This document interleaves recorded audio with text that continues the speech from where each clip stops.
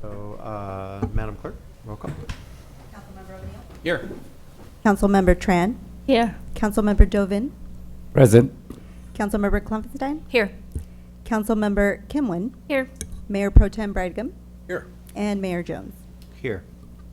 May I please ask Assistant City Manager Maria Stipe to do the invocation, and followed by Councilmember Cindy Tran to do the Pledge of Allegiance.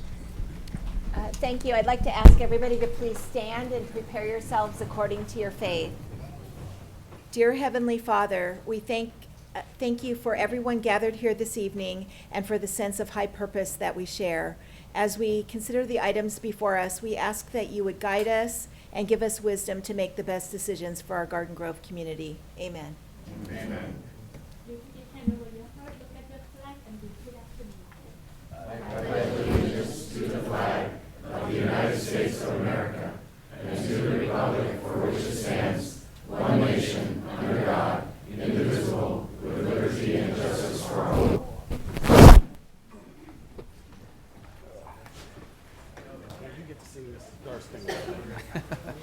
Yeah. Alrighty, and with that, I'd like to adjourn over to the Housing Authority, and I'll hand it over to Chair Brightgum.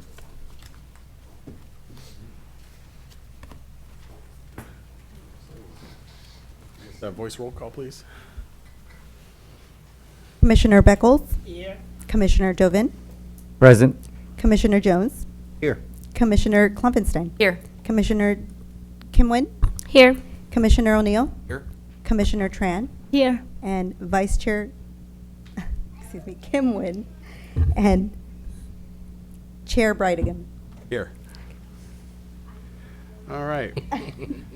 Open up oral communications. If anybody would like to address the Housing Authority, not the council, we'll be doing that separately. But is there anybody here that would like to address the Garden Grove Housing Authority?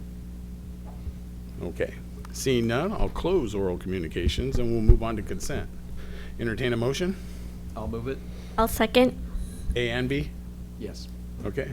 Got a motion and a second. We have the vote, please.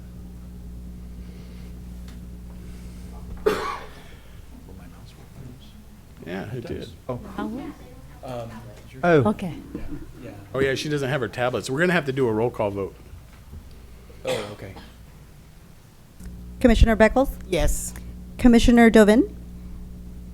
Aye. Commissioner Jones. Yes. Commissioner Klumpenstein. Yes. Commissioner Tanwin. Yes. Commissioner O'Neill. Commissioner Tran. Yes. Vice Chair Kimwin. Yes. And Chair Brightgum. Yes, Motion received, 9 yes votes. thank you. We'll move on to matters. Do we have any matters by commissioners? Okay, seeing no one will close matters, we will adjourn. The next regular Housing Authority meeting is scheduled for Tuesday, May 23rd at 5:30 PM right here in the Community Meeting Center. Back to the council. All right.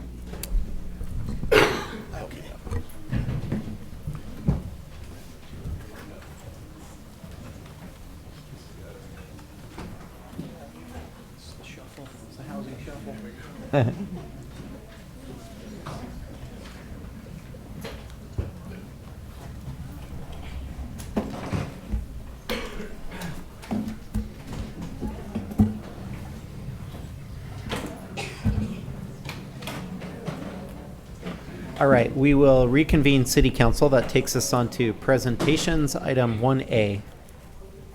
Item 1A is a community spotlight in recognition of the Garden Grove Police Department VIP program volunteers for their valued service.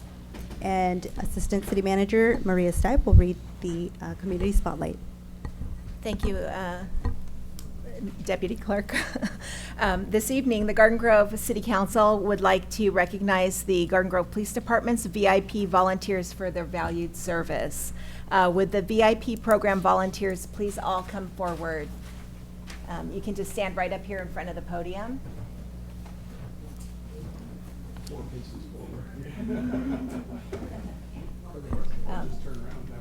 Yeah, right up here in the front. You can turn around and face the all of your fans. The The VIP program was developed in 1994 to offer citizens a critical role in the Garden Grove community and maximize the Garden Grove Police Department's level of service. From participating in community events with the Community Liaison Division to completing data entry for the crime analysis and gang suppression units, the VIP program volunteers assume a variety of assignments that have historically been performed by uniformed police or civilian personnel. By completing time-consuming but necessary assignments, the VIP program volunteers allow Garden Grove police officers to fully focus on law enforcement and serving the community. As of December 2022, the VIP program volunteers have contributed over 111,000 hours of service to the Garden Grove community since the program's inception. The VIP program volunteers are a tremendous community resource and an invaluable asset to the Garden Grove Police Department and the City of Garden Grove. At this time, the mayor and city council would like to present the Garden Grove Police Department VIP program volunteers with certificates in recognition of their valued service. Okay, so let's see. So I think what we're going to do is present the certificates. Do we have certificates? Okay. Yeah. So we're going to present those certificates, and then after Mayor Jones presents the certificates to the volunteers, we also have representatives, I believe, from Assemblymember Tree-Taw, Congresswoman Michelle Steele, Senator Janet Wynn, and Senator Tom Umberg's office with us here tonight. And I understand that they would also like to recognize all of the volunteers as well. So you're going to be very well recognized this evening. And so we'll start with Mayor Jones.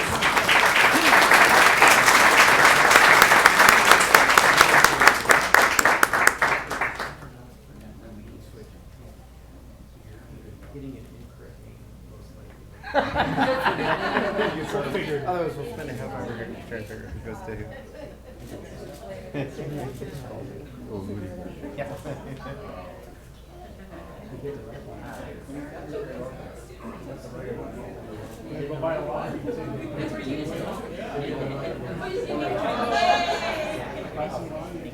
I get the right one. You did?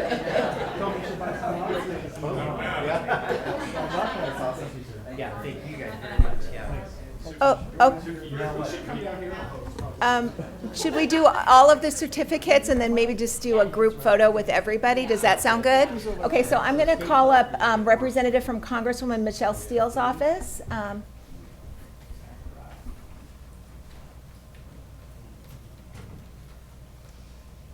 Please go ahead and just, you can just pass them along, or you can just stand here and we can pass them out later if you want to. I have Amado Bento. Congratulations. And then I have Harry Davies. Kelly. I have Maureen Galloway. Okay. Sure. Go ahead and take half and half. A little teamwork. And then Lisa Spencer. There you go. Congratulations. Rudy Balestros? Not here. Arla Donahue? The youngest. Joan Gross. Congratulations. Dale? And Joan Middlestein. Okay. Here are the extras. Thank you so much. Well, on behalf of Congresswoman Michelle Steele, we just want to go and congratulate the VIP program for the Garden Grove Police Department. We thank our men and women in blue and all those that help from our community. So thank you so much. Congratulations.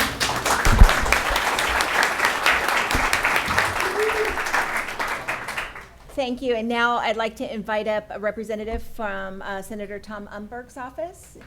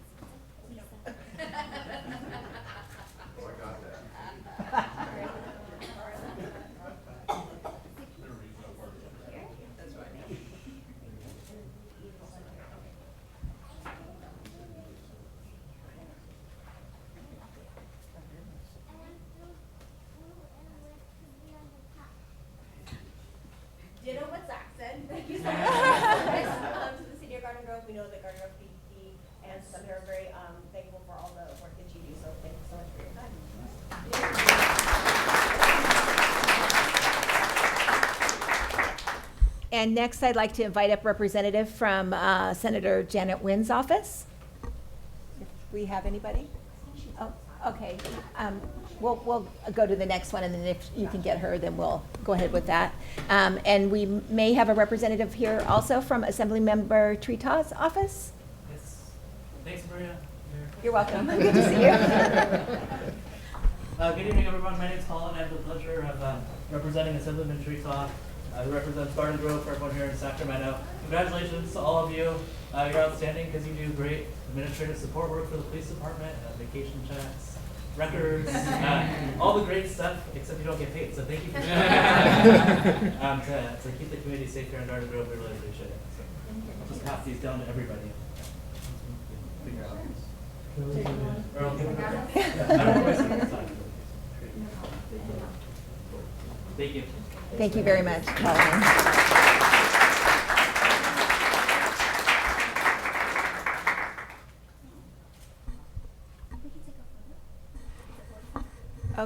Okay, and I think, okay, so we're going to bypass Senator Janet Wynn, and we'll get those certificates to you at a later time. But I just want to say thank you to all of you, and obviously your volunteer service is very much appreciated in the community and by the police department and by the city and city council. So congratulations and thank you so much.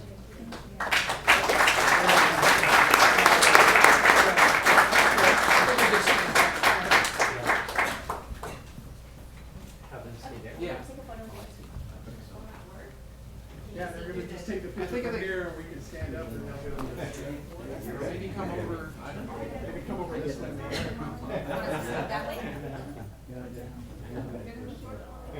Would you? Yeah, can you come more this way? We could do another one down there.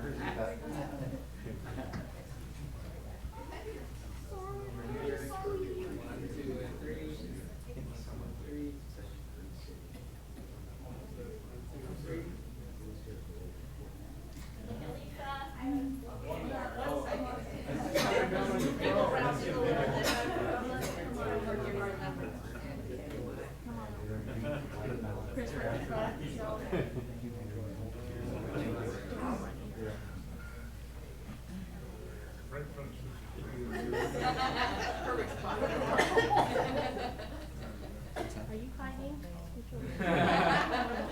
All right, Mayor, can you switch over? And then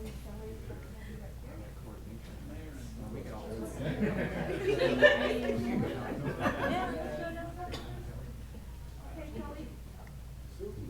This way.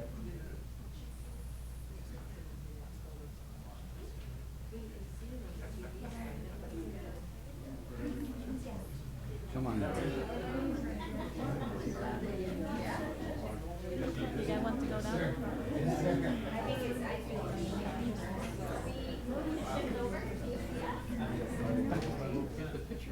Put your hand so at least we can see, they can see our hand.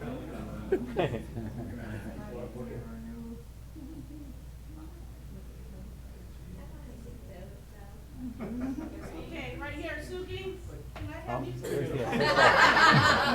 Come on, get in here. All right. Don't be shy. They are. 1, 2, 3. Jocelyn? Yeah, Steffi, and then Kim. That's right. Right there. No, Kim, more over. More. They're good. All right, right there. 1, 2, 3. Perfect. Thank you. Awesome. Thank you, guys.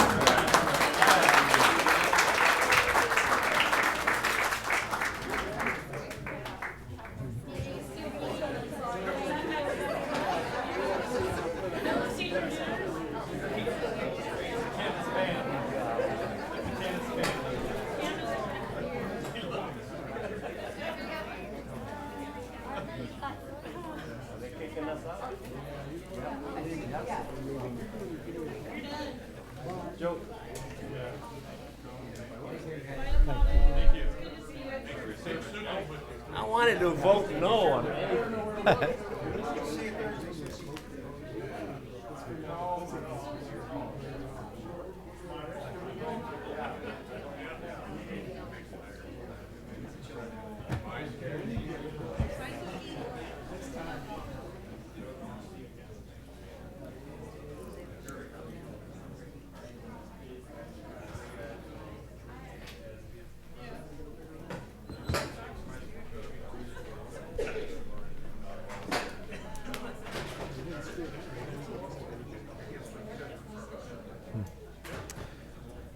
All righty. Next, I'm going to go out of order just a little bit because we've got another group of folks in the room that we'd like to recognize, and this pertains to one of our consent items. So I'd like to pull forward item 3A from our consent calendar. That's adoption of a proclamation celebrating May 1st through 7th, 2023 as Youth Week. I'll second. Okay. Roll call vote, call to vote.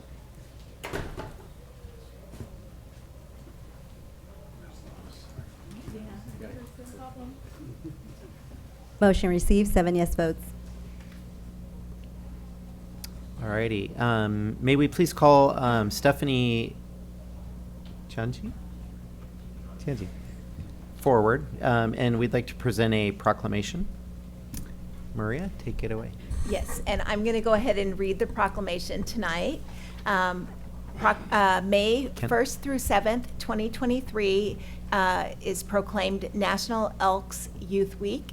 And whereas the Benevolent and Protective Order of Elks has designated May 1st through 7th as Youth Week to honor America's junior citizens for their accomplishments and to give fitting recognition of their service to the community, state, and nation.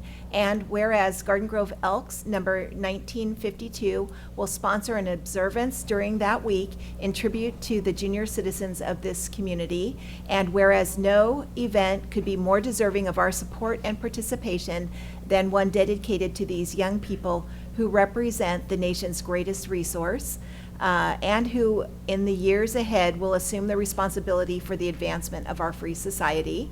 And whereas our youth need the guidance, inspiration, and encouragement which we alone can give in order to help develop those qualities of character essential for our future leadership. And whereas to achieve this worthy objective, we should demonstrate our partnership with youth, our understanding of their hopes and aspirations, and a sincere willingness to help prepare them in every way for the responsibilities and opportunities for citizenship. Now, therefore, we, the Garden Grove City Council, do hereby proclaim the first week in May as Youth Week and urge all of our citizens to participate wholeheartedly in this observance, adopted this day, April 25th, 2023. And in addition to this proclamation, we have a certificate of recognition that we're also going to be presenting this evening to La Quinta High School student Kenton Bach for his community service and academic achievements under the support of the Garden Grove Elks Club. So with that, I'm going to allow the mayor and city council to make the presentation.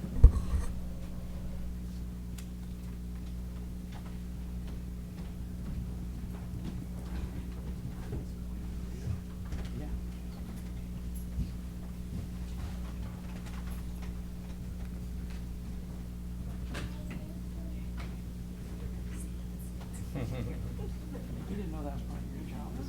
Photo credit, yeah. Please come forward here. We'll take some pictures here together. Oh, yeah. Sure. Do you guys want to pile in and be in these pictures? Sure, why not? Yeah, all those red shirts, bring up the red shirts. Okay, let's do 3 shirts. Red shirt. And again, look here, like, there we go. Okay. Here comes the entourage. Okay, wait, one more down here. I need to go. One more with Lisa. Okay. You go first, your exalted ruler. Yeah, congratulations, by the way, exalted ruler. No pressure, no pressure. Come on. Took that all night. You're getting to be a popular guy. Start becoming a city council for the bad. Okay. You're in a red shirt too. Oh, I want to switch. Oh, they don't get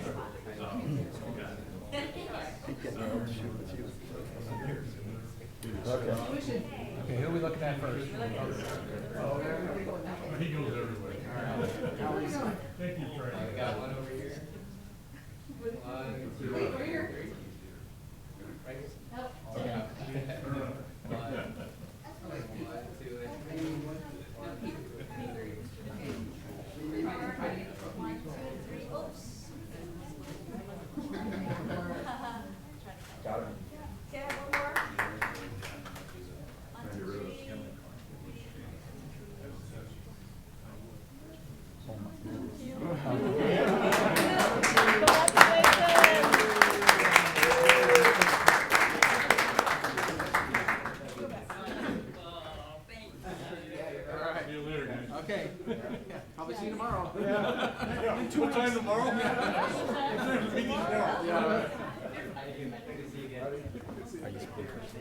Yeah, I'll speak and I'll introduce you.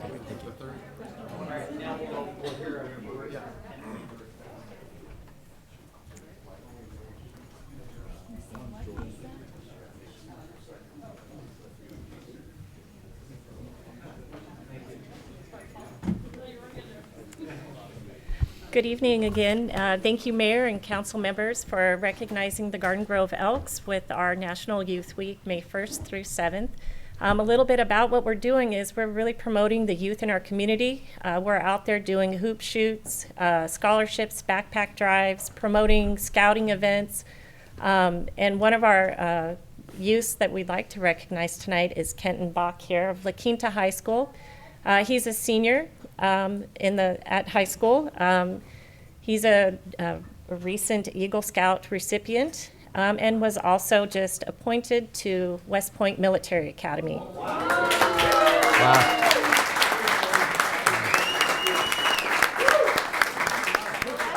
And I'd like to turn it over to Kenton for a few words. Great. Good evening, Mayor Jones and council members and everyone. My name is Kenton Bach, and I am a son, student, and proud citizen of Garden Grove. So Garden Grove is a great city because of its exceptional quality of life. Our city boasts top-notch schools, safe neighborhoods, and a thriving local economy. Whether you're raising a family, starting a career, or spending your retirement years, Garden Grove offers something for everyone. Touching more on the school aspect, I go to school at La Quinta High School, which is a school that is a part of the Garden Grove Unified School District. The vast opportunities provided by the school district, ranging from educational to extracurricular, have forged countless exceptional students. You may have seen some of them on the streetlight banners as you drive your car through the city. For each and every student, one of their keys to success is the community that surrounds them. Students of the Garden Grove Unified School District are truly blessed to live in a prosperous community like Garden Grove. In conclusion, Garden Grove is a great city that truly has it all. From our strong sense of community and exceptional quality of life to endless educational opportunities, there are countless reasons why Garden Grove is such a great place to live. I can confidently say that I'm a proud citizen of Garden Grove. Thank you. Thank you. Well done.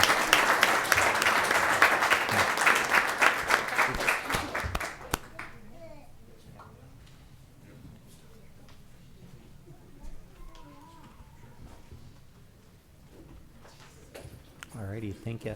You guys are welcome to go if you want. We'll give you a few minutes to clear out, because once we get into the business, you're going to feel trapped. Yeah, stay for all the boring stuff. Congratulations,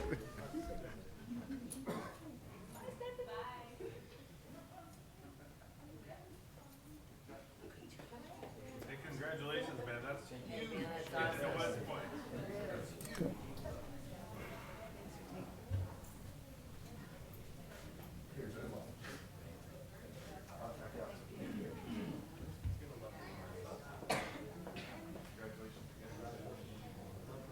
Alrighty, next we will head into oral communications, starting with Michael Hunn. Good to see you here, sir. Thanks for hanging in with us as we went through our presentations here. No, very impressive presentations tonight. Very happy to be here. Michael Hunn, I'm the Chief Executive Officer at CalOptima Health. We're the local Medi-Cal health plan here in Orange County. We insure about 980,000 of the residents of the county of Orange out of our 3.1 million population, so about a third of the county. And we provide an organized set of abilities for members that have our insurance to receive their health care here in Orange County. Tonight I'm here to applaud your efforts with regards to the navigation center that you're contemplating in collaboration here with the City of Garden Grove, Fountain Valley, and Westminster. Most of the folks that would benefit from this program are our members. And our members are made up of individuals that live below the federal poverty level. So to receive the Medi-Cal health insurance for a family of 4, you make less than $38,000 a year. For an individual, you make less than $18,000 a year.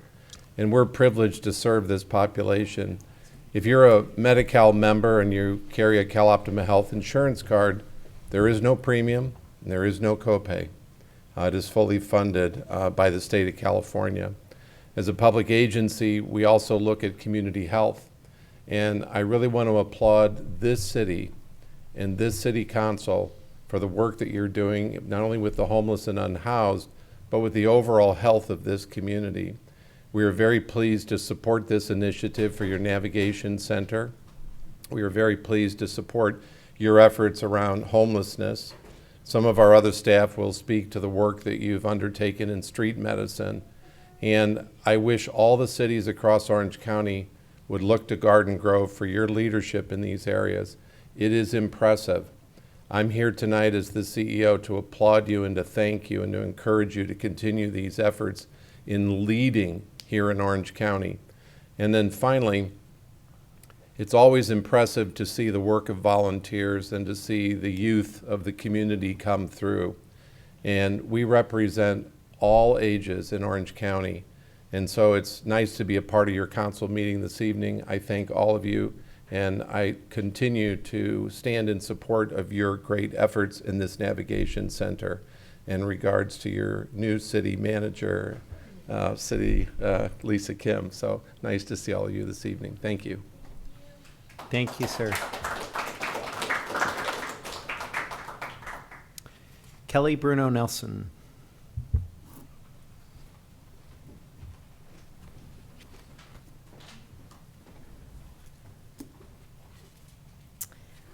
Good evening, Mayor Steve Jones, Mayor Pro Tem George Bredigan, members of the Garden Grove City Council, and the city staff.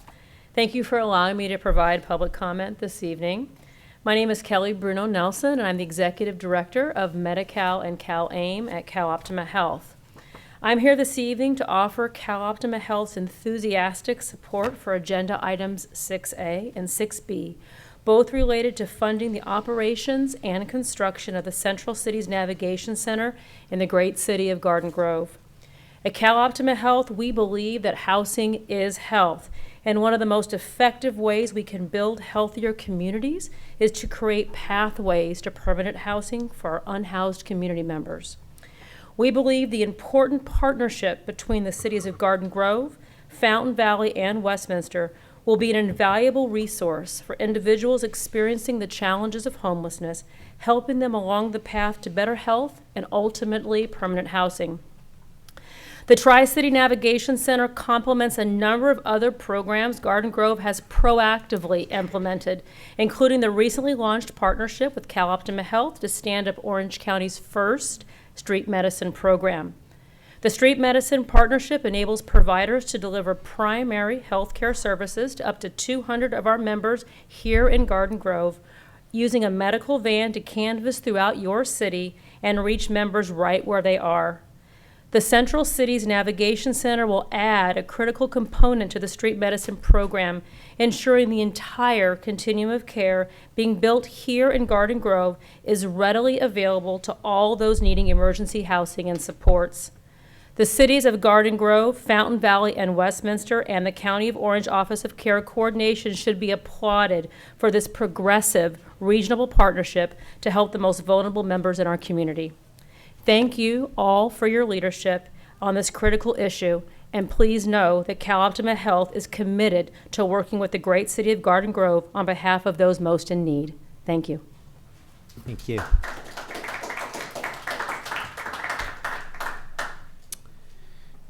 Luis Burgueño.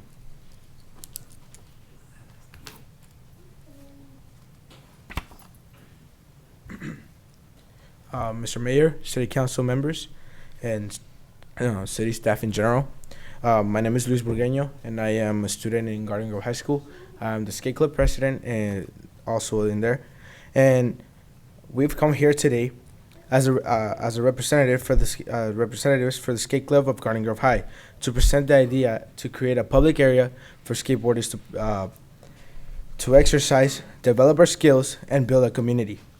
After we endured the community trauma of isolation during COVID regulations, we have begun to understand the importance of being outdoors and in nature. As a skate park will be a great addition to the community's overall wellness. Sorry. It would allow us to have a space to practice and perfect our beloved sport, which nowadays, like you've seen it in TV. A skate park will be greatly a benefit for the community by providing a safe environment for skateboarding. Skateboarding also helps people relax and gives them escape from their troubles, being a good way to relieve and help with mental health problems. It's also a great opportunity to help our local businesses, such as restaurants, establishments, because it creates a bigger attraction to the city, especially our nearby historic Main Street. Bringing profits because after a good skate session, people will become hungry, thirsty, and want to explore our local stores. Everyone benefits and will help our mission to BIGG, Buy in Garden Grove. Thank you. That's it. Thank you. Dayton Fan.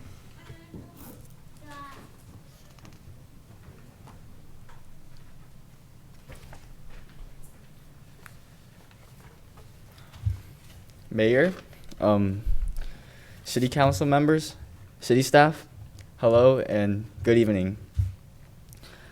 My name is Dayton Fan and I'm a junior of the Garden Grove High School Skate Club. I'm a vice president of the Garden Grove High School Skate Club. I'm here today with, in these chambers, members of our club, our community, and other stakeholders of the Garden Grove Unified School District. Many local skaters have to travel long distances they want to be able to practice, so a skate park near our high school campus would help provide access to all students to practice recreationally. Although it may be argued that Garden Grove is already host to a skate park, we see it as insufficient to our needs. Garden Grove Skate Park sits across the street from Garden Grove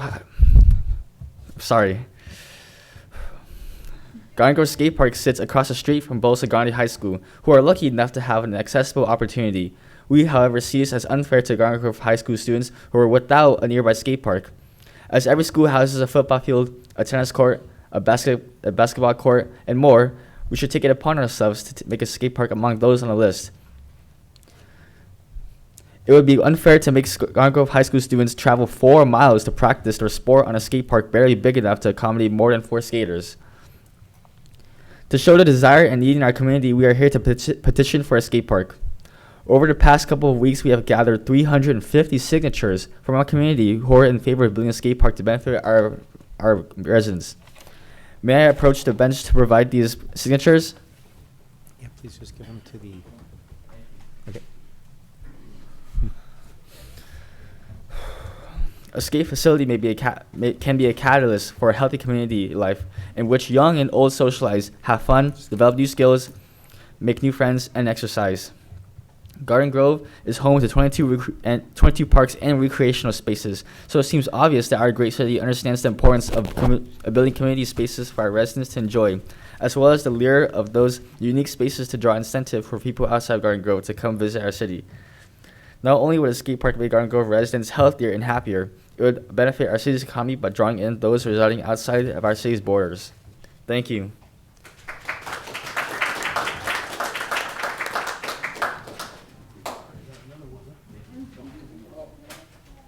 Next up is Han. Yeah, here, that's another page. Okay. I'll get it to her in a minute.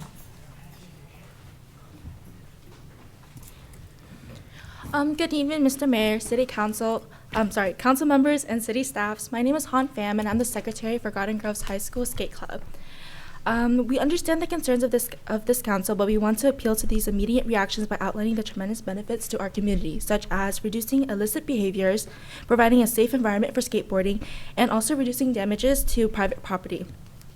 It would also be beneficial for a lot of local businesses to create more incentive for people from all across Southern California to buy in Garden Grove.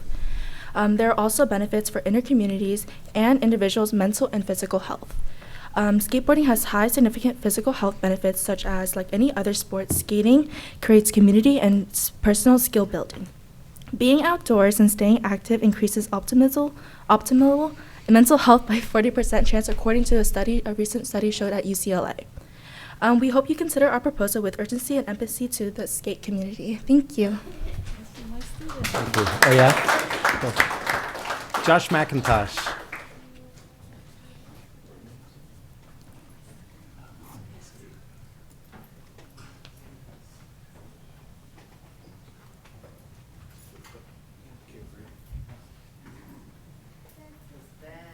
Guess who's back? Hey, good evening, council members, Mayor Jones, Lisa, it's good to see you sitting there. So I'm with the kids. Hello, fellow young kids. Yeah, came to show support. My sister, Mrs. Scarpella, is the director of the Garden Grove High School skate team. Something I wish we had, the skate club, I should say, when I attended Garden Grove High. And the kids are basically asking for a skate park to be considered when we remodel the Civic Center area. I think it would be a cherry on top. I think it would take up just the right amount of space in the limited park size that we're going to have. It'd give the kids an opportunity to not get in trouble for skateboarding. Every park in Garden Grove has a sign that says no skateboarding allowed. I know from personal experience, store parking lots, miniature golf courses and whatnot, don't like you skating through there. Give the kids somewhere safe to go. It could be a great addition, bring people into the city, and just give me my full support. It'd be the cherry on top of downtown. Thank you. Cool. Thanks, Josh.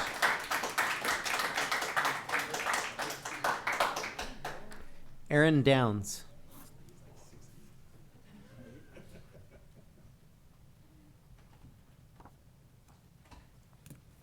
Good evening.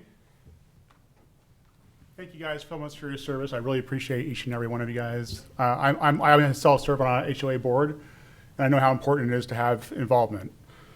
So I'll try to be here more often. So I'm here tonight because our residents are very, very, very concerned about a lot of land that I know is up for sale. The previous owner died this last fall, and it's probably going to be, I'm imagining, developed like for the high density, home initiative that we have here. And we're concerned about like the amount of parking that we're going to have in our community. As you guys may be aware of, previously, Garden Grove Boulevard was 2 lanes and there was parking along that. And after it got expanded, which I understand, I mean, things have to move forward, but it went from 2 lanes to 3 lanes and we lost our parking. And now we're talking about adding in maybe some high density homes, and what is that going to do to our community? A lot of people are having to maybe park 3, 4, 5 blocks away, and those communities have been putting up cones in front of their houses because they don't like us parking there. So where does that leave us? Because it's going to get worse if we do that, and if there's not consideration taken into account for the parking impact that they would have. Like, I'm all for homes to be built in Garden Grove, but there's got to be consideration for parking.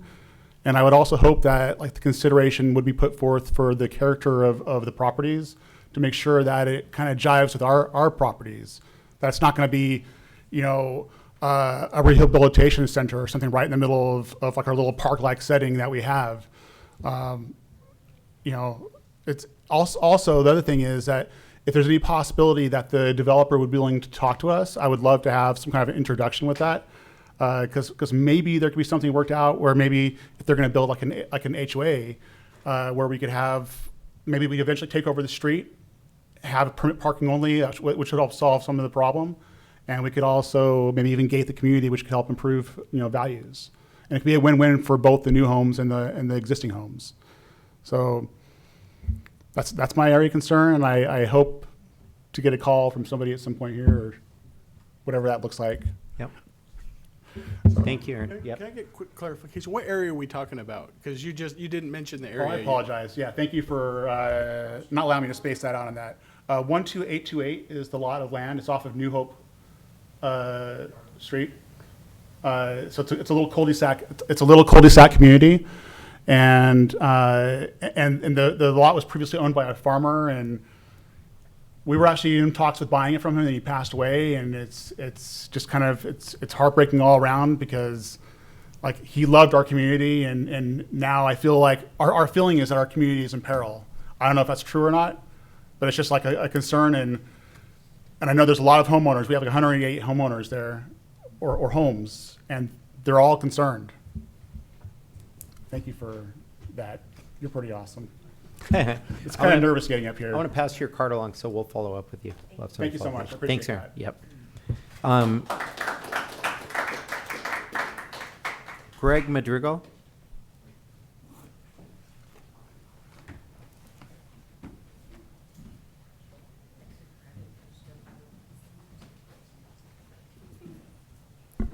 council members and everybody back here. Thank you for being here.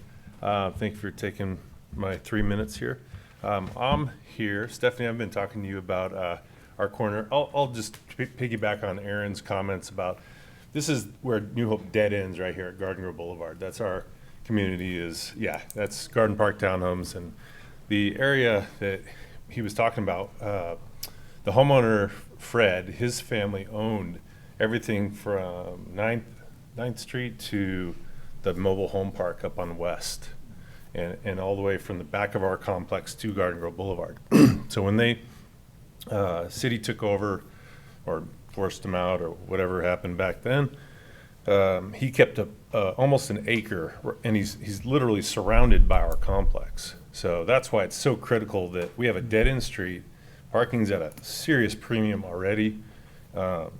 Like Aaron said, you know, we hear stories on the board that women are walking home from work that have to park literally outside the complex. They have to walk around on Garden Grove Boulevard, which is frequented by some unsavory characters often. So yeah, it's just a safety issue for us as well as a lifestyle issue because it's going to affect us. It's going to affect us very negatively, actually.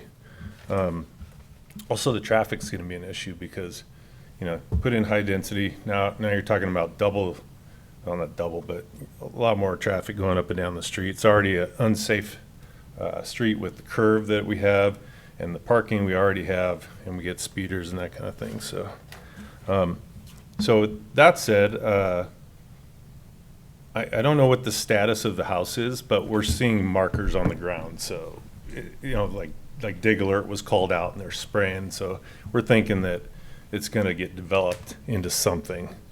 And hopefully, like Aaron said, maybe we can be a part of the process, if nothing else. The other thing is I would like to also back up these young guys over here about the skate park. A long time ago, I came to my first city council meeting asking for a dog park. And to my surprise, a dog park was installed after that at Garden Grove Park, which is cool. It's a little far from here, but dog park would be awesome also. Skate park's an awesome idea. Progressive. I mean, we're Garden Grove, man. Let's be progressive. I love it. Let's catch up to Anaheim, who's got an awesome skate park over off of Orangewood and something Astor, I think. So anyway, that's it. Thank you for your time. Cool. Thank you, Greg. Anna Parker.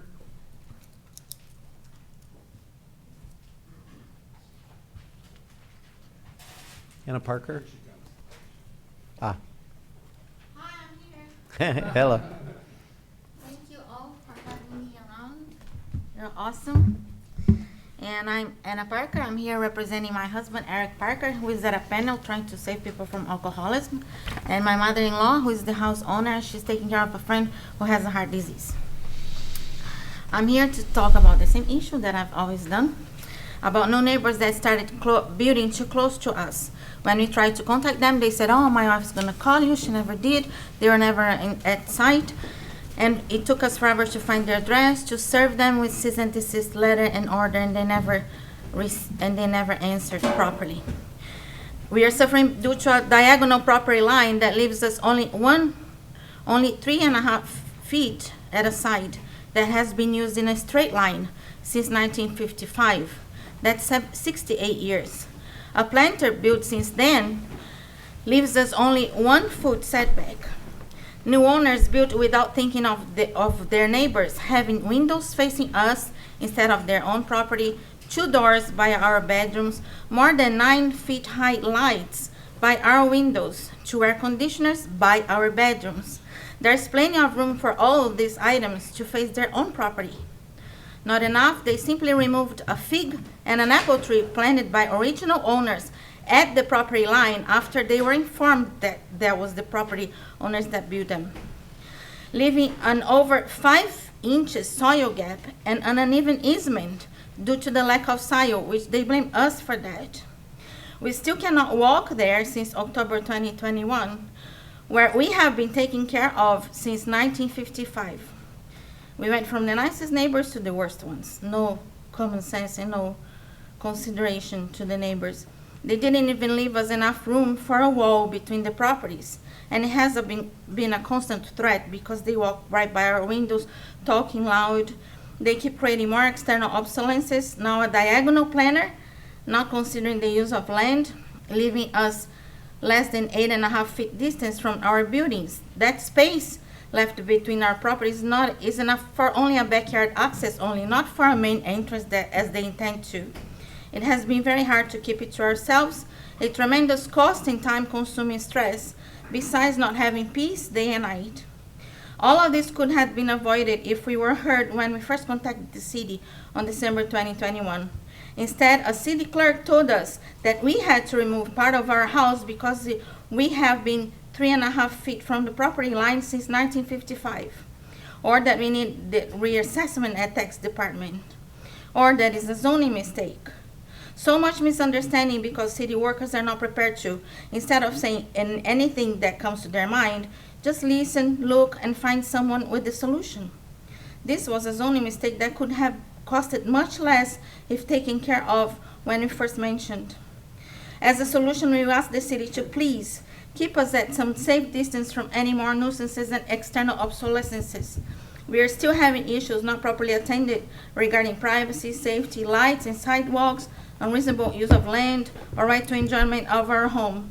Loud people harassing us by our windows and backyard because city allowed it after 68 years of usage.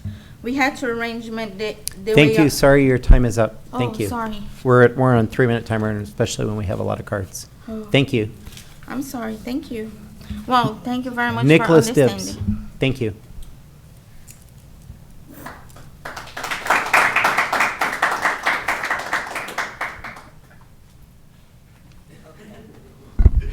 I'm here with a smile on my face because these people, students behind me, the teachers, the parents, this is an example of why we need coordination. It takes a village to raise a child or to raise young people. So we do need some coordination. I've been up here before talking about the need to reduce to solve mental health problems and so on. Open space is one of them. But we do need a youth advisory commission or group of adults as well as young people to not only to promote more skate parks, more outdoor space, more mental health wellness, because prevention is worth more than a pound of cure. So I'm going to give you, I started to read it at the last meeting, but Dr. Nicholas Caderas came out with a new book called Digital Madness, How Social Media is driving our mental health crisis and how to restore our sanity. And on page 28, he says that he's been contracted by the U.S. military to do trainings for the Department of Defense, DOD, regarding healthcare providers on how to assess and treat video game addiction. Well, one solution to video game addiction is to get the kids outside. Okay, so it says here, I had been contracted to do this, and gaming addiction is so severe in the military that there have been several documented and shocking cases of military babies dying in the crib from parental neglect as their fathers played marathon video game sessions. The problem became so significant that the DOD, Department of Defense, had to create a new cause of death for the infant death certificates. And so they came up with a title called Death Due to Electronic Distraction. So this is on page 28 of the book. I'm giving you a copy of the title page and a 2-page summary of that book. I'm trying to also say we need to promote Youth in Government Day, bring it back. Here's a letter that Mayor Jones wrote me thanking me back in 2018 for bringing this program back that we used to have when I was a high school kid. We talk about the magic of Garden Grove, which was mentioned by the mayor and others at today's State of the City address. And part of the magic of Garden Grove is like when I was a high school kid, I got to be part of Youth in Government Day and be with a council member for part of a day. So 61 students, high school students, had an opportunity at Youth in Government Day back in 2018 to pair up with the city staff and so on. Let's bring the Youth in Government Day program back. Let's bring the Youth Commission back. You have in the email I sent you today the ordinance that the city passed in 1971 for the Youth Commission.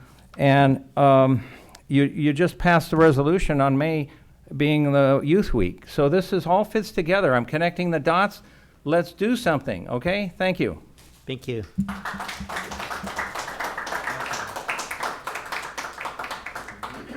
Maureen Blackman.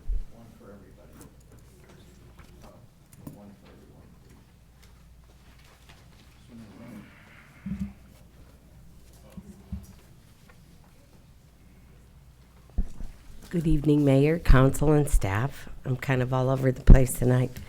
I really came originally just to talk about the state of the city today, but after hearing from the rock star, Michael Hun, I wanted to echo on his comments and talk about the compliments to the city for the forward thinking and the emphasis on street medicine program. I think it's going to be key to not solving, but helping the homeless situation. Many people can't get medical care. They don't make it to their appointments. They can't fill their prescriptions. I think it's an outstanding program. I want to applaud staff, council, and CEO of CalOptima for that. Obviously, I'm full support of the two initiatives on the agenda tonight that's going to advance the navigation. So thank you so much for that. I think it's going to be a key to the operation here.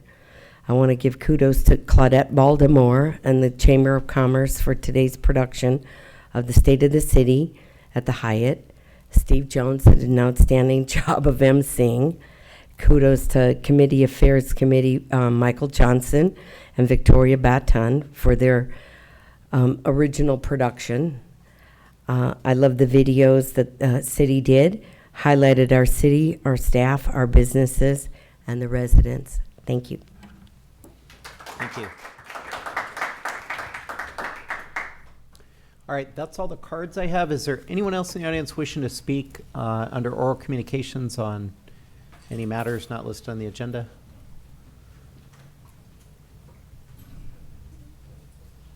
Is that a yay or an A there, Leland? Leland, going once, going twice. All right, we will close oral communications. Thank you, everyone, for attending that portion. Now we will recess to conduct other legislative bodies business, so we'll go to successor agency. Madam Clerk, would you please call roll? Member Brightingham? Here. Member Tran? Here. Member Dovin? Present. Member Klumpenstein? Here. Member Nguyen? Here. Vice Chair O'Neill? Here. And Chair Jones. Here. All right, we already did oral communications. That takes on to consent items. It's only receive and file the minutes. Do I have a motion? Second. Call to vote.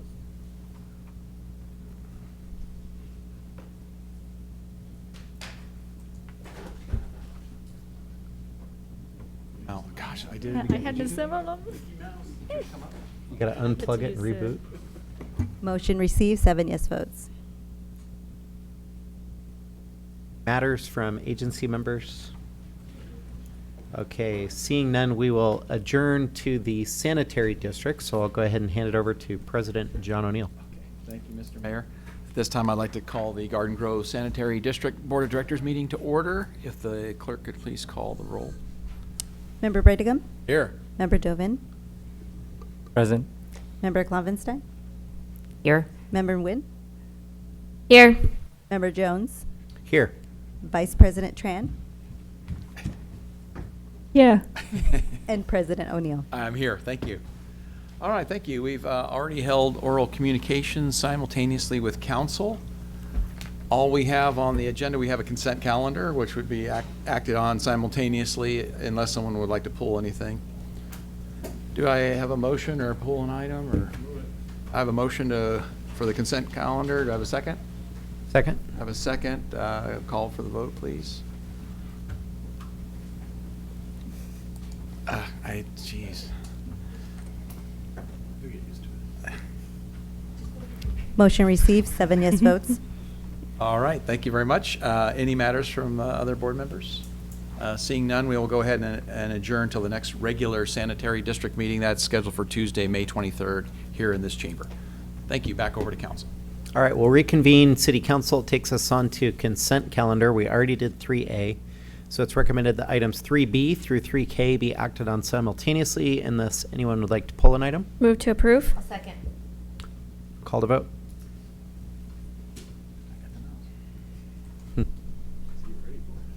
Motion received, 7 yes votes. All right, public hearings, item 4A.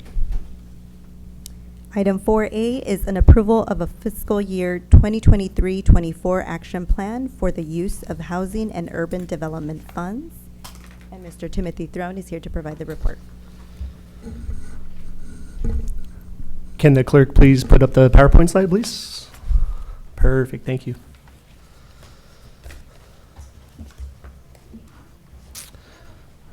Hello and good evening, Mayor and council members. Purpose of this report is to conduct a public hearing regarding the city's fiscal year 23-24 action plan for the use of HUD funds and to authorize the action plan submission to HUD. Approximately $3.7 million in HUD funds will be available during fiscal year 23-24. This budget includes approximately $1.2 million of carryover or previously unallocated HUD funds from prior year's entitlement allocations and a new entitlement allocation of $2.5 million. During fiscal year 23-24, HUD funds will address a wide range of Garden Grove housing and community development needs as follows. So one is public services. We are recommending funding in CDBG, public service category, which is limited to a 15%, it's 15% of the total allocation or $277,603 for fiscal year 23-24. And we recommend funding in the amount of $110,000 to assist 975 homeless individuals with essential services and referrals to emergency shelter through the special resource team. The senior center services in the amount of $147,603 to assist approximately 300 seniors. The Meals on Wheels program funded at $20,000 to assist 155 individuals. Number two is public facilities and infrastructure. We recommend approximately $800,000 in CDBG funds for the Marchand Avenue Street Rehabilitation Project and is projected to assist 1,215 individuals. Additionally, roughly $800,000 in prior year resources will be carried over to complete the Josephine Acacia Street Rehab Project. Number three is owner-occupied rehab. So approximately $135,000 in CDBG funds will be used to rehab 20 owner-occupied units. And the funding will be awarded to Habitat for Humanity to complete the construction. Item four is economic development. We recommend approximately $318,679 in prior year CDBG funds for the Jobs First program, and it's projected to create, retain approximately 15 jobs. There's another $102,000 that's recommended, and we're using prior year resources for this program to create a new pilot program that provides child care agencies with technical assistance and business support. The funding will be allocated to WeCare to assist 17 child care agencies in Garden Grove and to expand their businesses. Number five is affordable housing. We recommend $250,000 in home funds to fund 15 households with rental assistance and wraparound supportive services through the HEART program administered by Interval House. Item number six is the Emergency Solutions Grant, and we recommend $50,000 in street outreach funding to assist approximately 75 homeless individuals with essential services.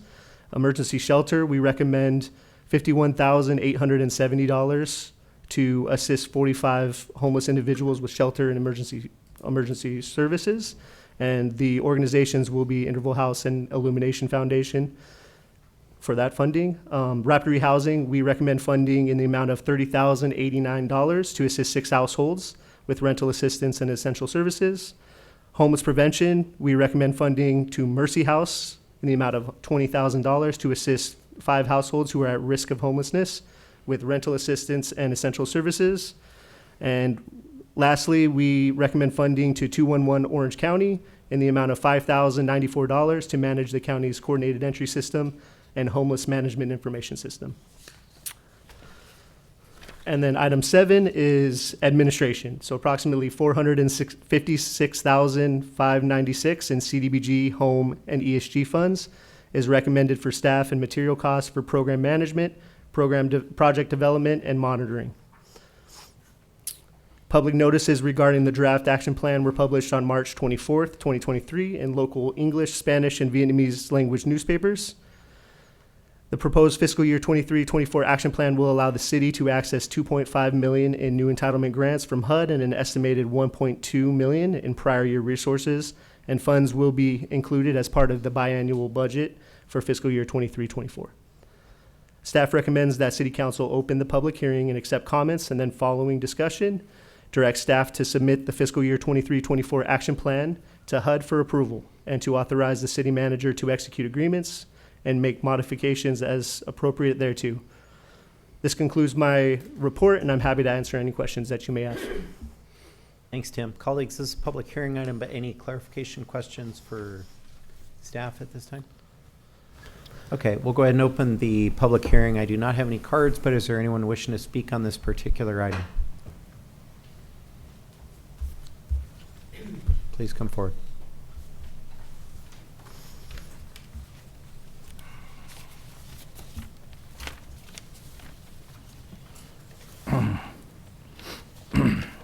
My name is Nicholas Dibbs. I want to first off applaud the city and the staff for doing what they can to reduce homelessness and to improve housing.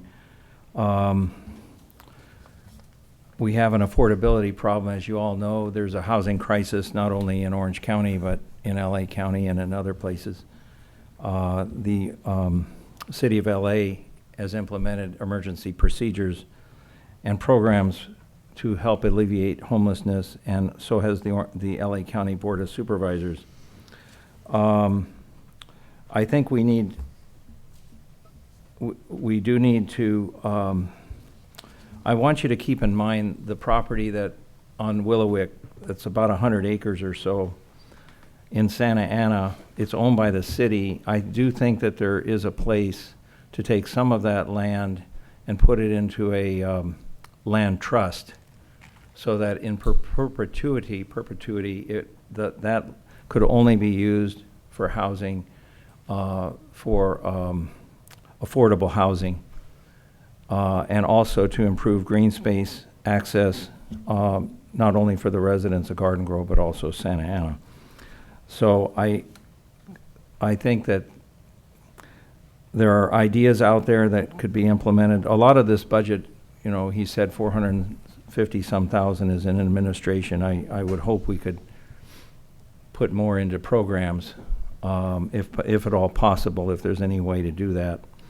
I think some of these homeless people obviously need jobs, they need things to do, and so putting them to work as either volunteers or helping pick up trash and do things and paying them some money would be helpful as well.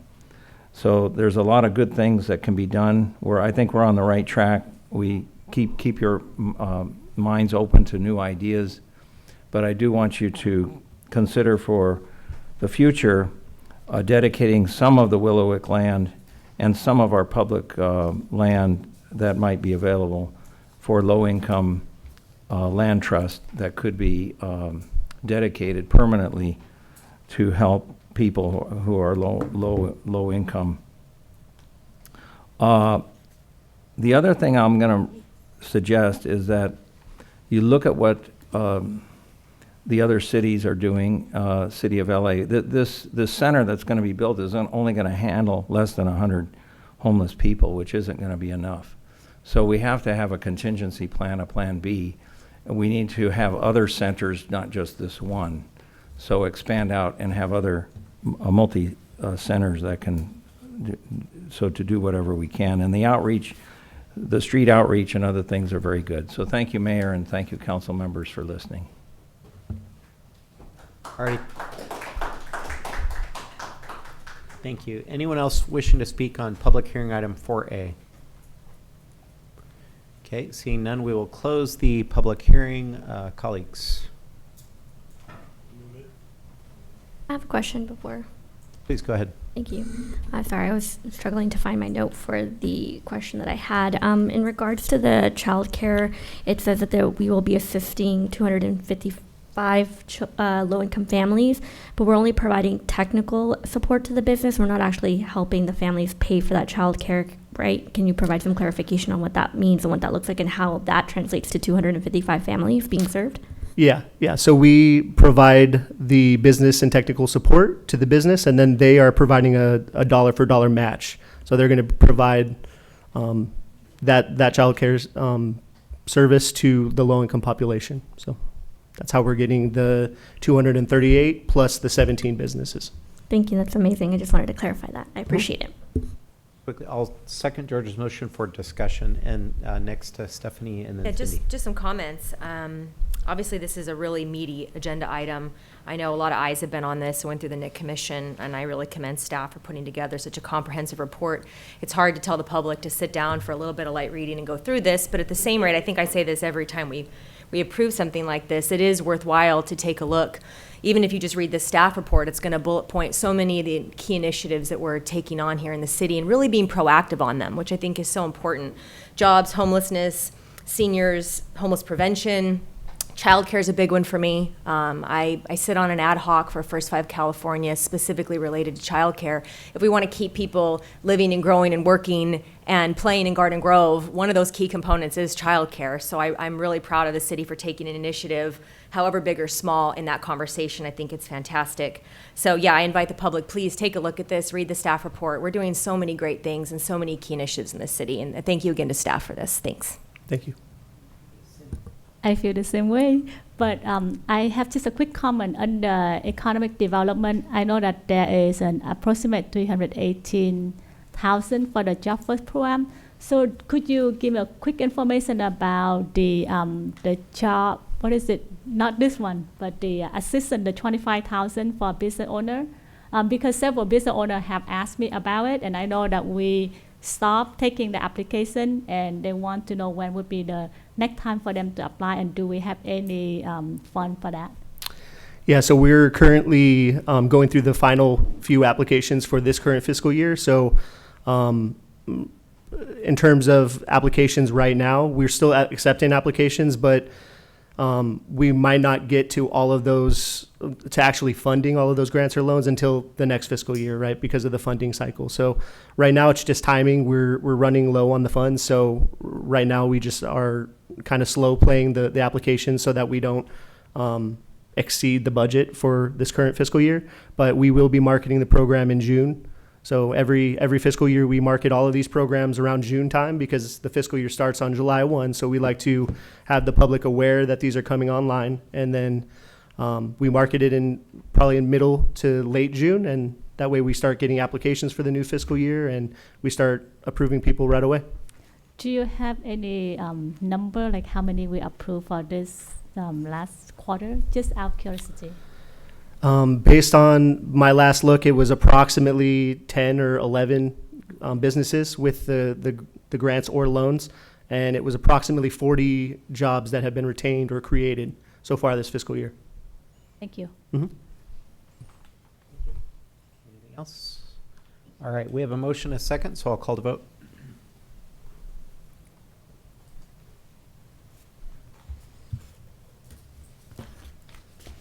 Motion received, 7 yes votes. Thanks, Tim. Thank Well you. done. All right, that takes us on to commission committee matters. We do have contemplated on here an appointment to the Parks and Recreation Commission to fill a vacancy because we had appointed Cam Mangles, but he's bought a house and he's moving out of town apparently. If there's no objections, I'd like to nominate Michael Maher. Call the vote.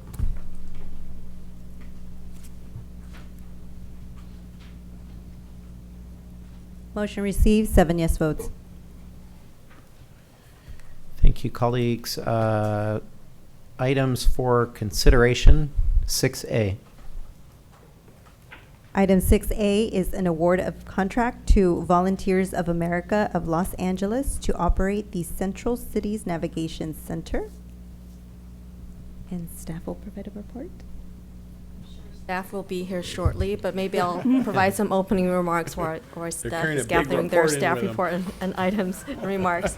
So as council can recall, we are in the process of implementing the Tri-Cities MOU with the cities of Fountain Valley and Westminster, and the item before you today is one of those tasks to be implemented within the MOU, which is to award a contract to a service provider that will ultimately operate the city's Central Cities Navigation Center. And so we're excited to advance the details of this proposal for council consideration this evening, and I believe Tim is here to follow up on the presentation in detail. Thanks, Lisa. Good evening again, Mayor and council members. Sorry for the delay. The purpose of the item before you is to request City Council's approval of the award of contract to Volunteers of America of Los Angeles, otherwise known as VOA LA, to operate the Central Cities Navigation Center, and we call it the CCNC for short. Over the past year, the cities of Garden Grove, Fountain Valley, and Westminster have created the Tri-Cities Partnership in an effort to address the growing challenges of homelessness in Orange County, Central Service Planning Area, otherwise known as the Central SPA. The 2022 Orange County point-in-time count concluded that the cities of Garden Grove, Fountain Valley, and Westminster have a combined count of 475 unsheltered individuals, which represents 15.54% of the unsheltered population in the county and 31.21% of the unsheltered population in the Central SPA. Per the 2022 pit count, the individual pit numbers for Garden Grove are 391, Fountain Valley was 38, and Westminster was 159 individuals experiencing homelessness. In November 2022, the cities of Garden Grove, Fountain Valley, and Westminster entered into a memorandum of understanding, otherwise known as the Tri-Cities MOU, to cooperate on the development of a future navigation center. A separate MOU between the County of Orange and Garden Grove was approved in December 2022. The county MOU provides the funding totaling $11,550,000 to the Tri-Cities for construction and operations of the CCNC. This includes a one-time allocation of $5.3 million to acquire and rehabilitate the property, and 10 annual installment payments of $625,000 for the annual operations. On September 13th, 22, City Council approved a purchase agreement for the acquisition of 13871 West Street for the development of the CCNC. The Navigation Center is anticipated to provide 85 individuals experiencing homelessness within the Central SPA with emergency housing and supportive services. The supportive services that will be offered include, but are not limited to, one-on-one case management, mental health and stabilization services and resources, substance use counseling, outpatient health services, education services, employment assistance and job training, life skills development, and transportation. Navigation Center will be a referral-only based facility with managed transportation. On October 17th, 22, the city released an RFP for the operator of the Navigation Center. Leading up to the release of the RFP, city staff conducted extensive research to the continuum of care organizations throughout Southern California. So that includes San Diego, Riverside, San Bernardino, Orange, and Los Angeles counties. Additionally, the city's current homeless service providers were notified about the RFP and were given an opportunity to submit a proposal for consideration. At the conclusion of the RFP deadline of November 17th, 22, one formal proposal was submitted by Volunteers of America of Los Angeles to operate the Navigation Center. A formal evaluation of the proposal began with a comprehensive review by the Tri-Cities Evaluation Committee, which comprised of city staff, public safety representatives from Garden Grove, Fountain Valley, Westminster, and the County of Orange Office of Care Coordination. The VOA LA proposal received an overall rating of 90 out of 100. During the RFP evaluation period, city staff also toured two different VOA LA navigation centers. So the Hope for Home Navigation Center in Pomona and a Bridge Home Navigation Center in Los Angeles. These tours allowed city staff to assess VOA LA's ability to effectively operate navigation centers that are similar to the CCNC and provide an opportunity to interview key staff who will be involved with the implementation of the program.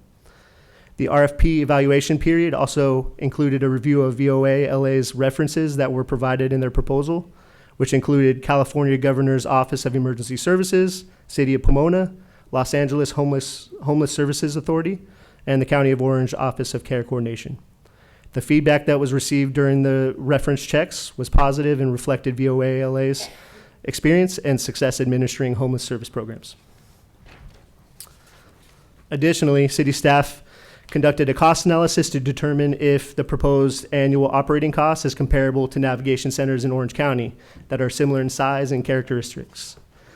City staff reached out to the cities of Anaheim, Costa Mesa, Santa Ana, and the County of Orange to collect information about the staffing levels and operational budgets for their navigation centers.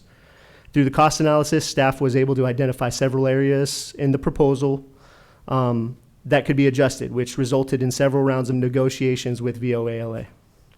VOALA will be leveraging their existing contracts with grants for the benefit of homeless individuals of Orange County and supportive services for veterans and families outreach team for the CCNC program. Lastly, VOALA produced the draft policies and procedures for the CCNC in Exhibit C, which will be reviewed by the county's Office of Care Coordination to ensure that they meet the requirements set forth in the County of Orange Standards of Care for Shelter Providers. These regulations are guiding principles for shelter providers in Orange County, and the county has agreed to assist us with annual monitoring of the project to ensure that services are provided to residents at a high level. And there's additional information I wanted to highlight about VOALA. So VOALA is a nonprofit organization that was founded in 1896 and is one of Southern California's oldest and largest nonprofit organizations. VOALA has capacity and expertise serving people experiencing homelessness through a full continuum of services, which includes 2,800 beds of interim housing shelter, community-based outreach and engagement, housing-focused case management, housing navigation, comprehensive service linkages, financial assistance, post-move-in stabilization, and homeless prevention. Some of VOALA's largest shelter programs include Pathways to Home, which is a 300-bed shelter in Los Angeles, Hope for Home, which is 126 beds in City of Pomona, Project Home, Room Key Shelter in Pomona, which is another 126 beds, South Los Angeles Women's Shelter, which is 125 beds, and a 100-bed shelter in La Puente. The agency serves more than 13,500 unhoused people annually through their 90 programs. Through more than 90 programs, I'm sorry. It is recommended that the council approve an award of contract to VOALA to operate the CCNC. The term of the agreement shall be for a period of 2 years from full execution of the agreement with an option to extend that agreement for an additional 3 years, for a total performance period of 5 years, and option years will be exercised 1 year at a time at the sole discretion of the city. The proposed contract with VOALA calls for $2,569,275 for the first year and $2,697,739 for the second year to operate the CCNC. The VOALA contract for fiscal year 23-24 will be funded by the cities of Garden Grove in the amount of $1,143,817, Fountain Valley in the amount of $297,280, Westminster in the amount of $503,178, and the County of Orange in the amount of $625,000 per Exhibit A. This amount is substantially in line with the cost estimate included in the Tri-Cities MOU. Per the county MOU, the County of Orange will provide annual funding of $625,000 for the 10 years of operations of the CCNC. And then per the cost allocation plan outlined in the Tri-Cities MOU, the City of Garden Grove's share is 58.83% of the remaining operating costs, equivalent to $1,143,817 for fiscal year 23-24 and $1,219,185 for fiscal year 24-25. These amounts will be included in the fiscal year 23 through 25 biannual budget. It is recommended that the City Council award a contract to Volunteers of America of Los Angeles with a not-to-exceed amount of $2,569,275 for the initial year, with no more than a 5% cost inflation annually thereafter.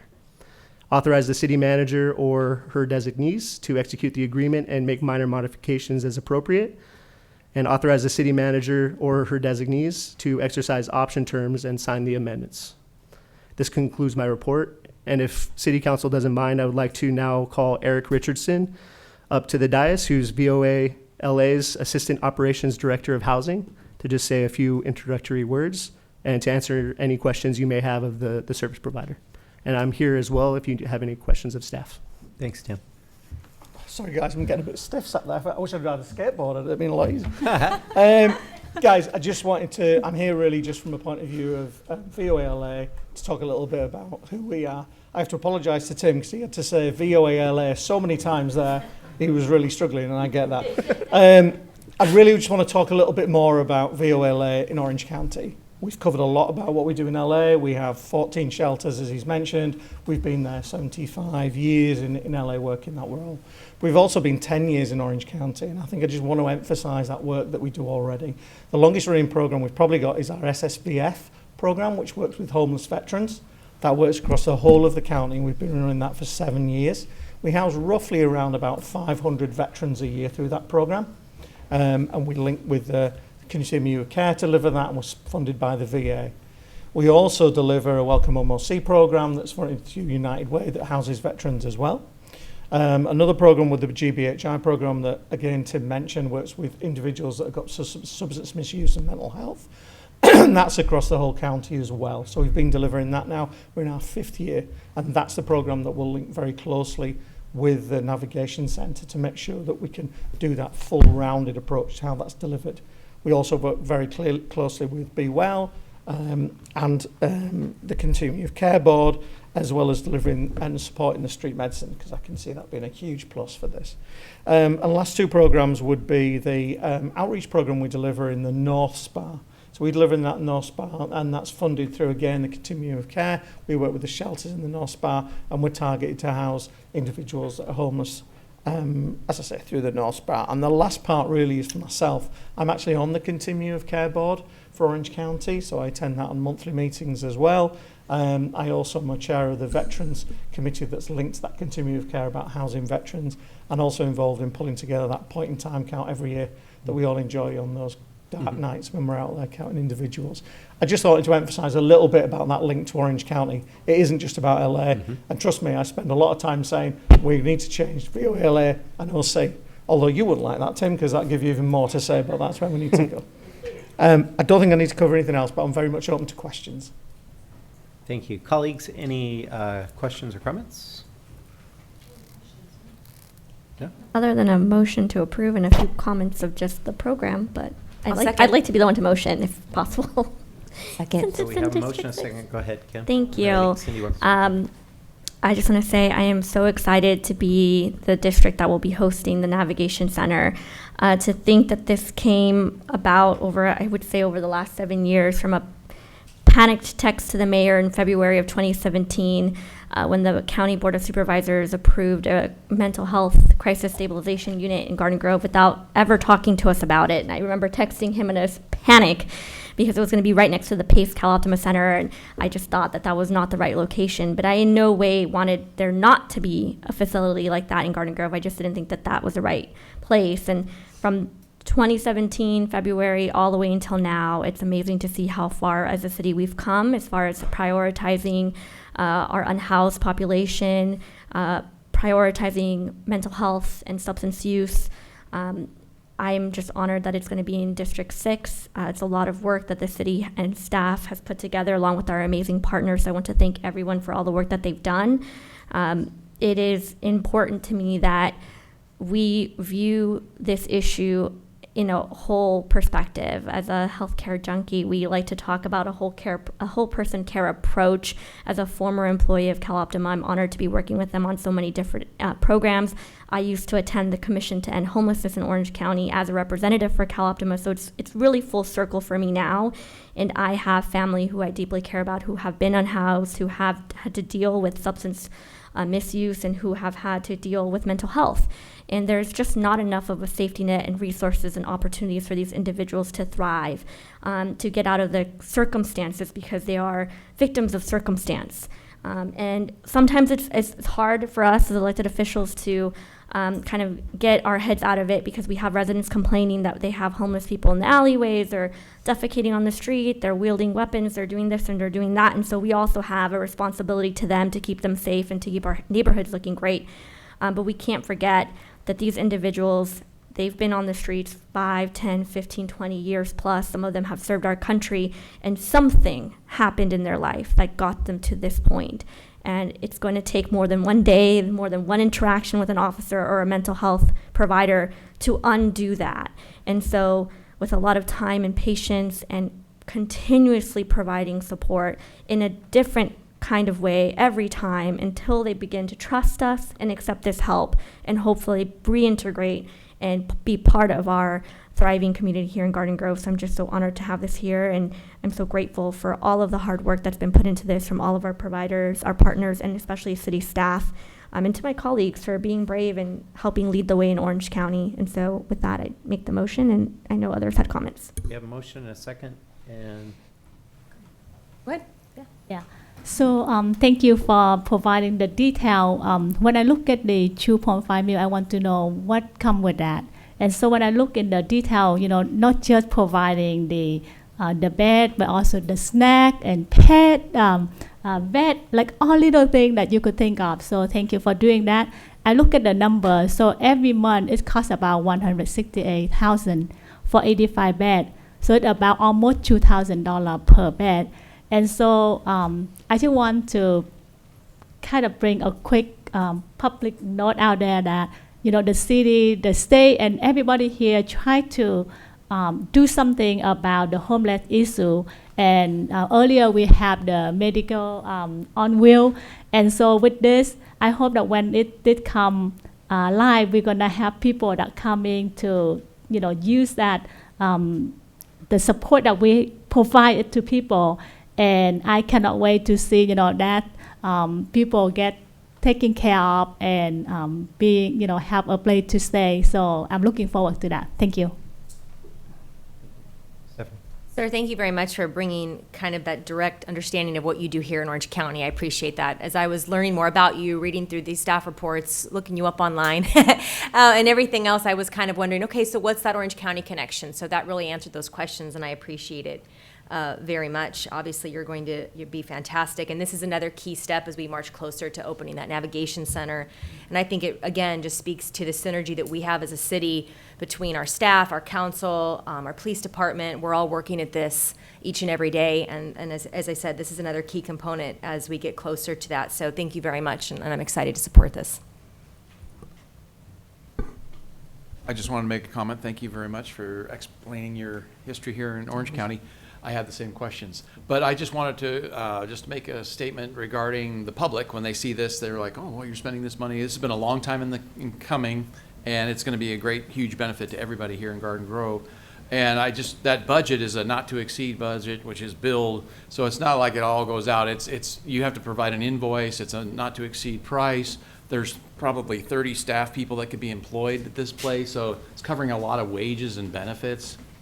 So it's really not, and everyone knows in this day and age, $1 million, $2 million goes pretty quick in this public sector. So, it does represent 30 staff people. It is progress billed. It's a not to exceed. And we've got a reputable company that's been doing it for a long time doing this. So I'm excited to vote in favor of this. Thank you. Yeah, and I'm excited as well. I think we're well on the way to meeting our threshold for the Boise decision and whatnot. This puts us in a big leap forward for that. And I did have the same reservations. I do a quick Google search, and who's this Volunteers of Los Angeles, and there's really not a whole lot of information on the internet, Nope. So thank you for clarifying that information for us, quite frankly. So again, very supportive. I do think we have these items in the wrong order because we should build it before we staff it, but well.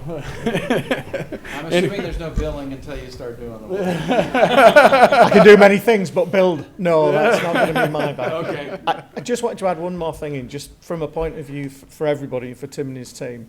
We negotiate, as you can imagine, a lot of different contracts and a lot of different programs and shelters that we build. I've got to say, this has been one of the most positive pieces of work we've done with anybody. It's been very much a backward and forward approach where, you know, we've talked about things and I've, you know, talked from our experience of saying, I know you guys have got this, but you probably want to use this for this reason. And it's been fantastic to have that to and fro. Lots of times that doesn't happen. And we get a building and you go in there and go, yeah, there isn't enough staff and that isn't in the right place, and that hasn't happened here. So it's fantastic, again, from Garden Grove's point of view of positivity, that's that approach to what you want to do, what you want to do and what you want to achieve. Great, thank you. With that, we will go ahead and call to vote.